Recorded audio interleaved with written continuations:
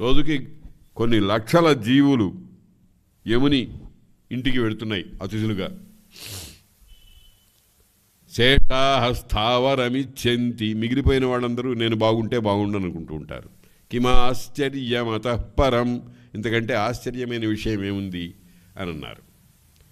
కాబట్టి వాళ్ళందరూ అట్లా పోతున్నా కానీ ఆయన ఏకాకారంగా ఉంటాడు. దానికి ఒక పోలిక చెప్పారు, అత్యద్భుతమైనటువంటి ఉపమానం చెప్పారు.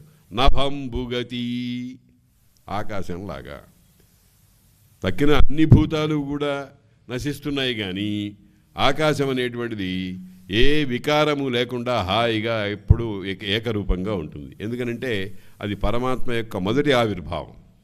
నభంబుగతి బ్రహ్మముతా చెడకుండునెప్పుడు, ఆ పరబ్రహ్మం అనేటువంటిది ఎప్పుడు చెడకుండా ఏకాకారంగా ఉంటుంది, నిశ్చలంగా నిర్వికారంగా నిరామయంగా ఉంటుంది. మనం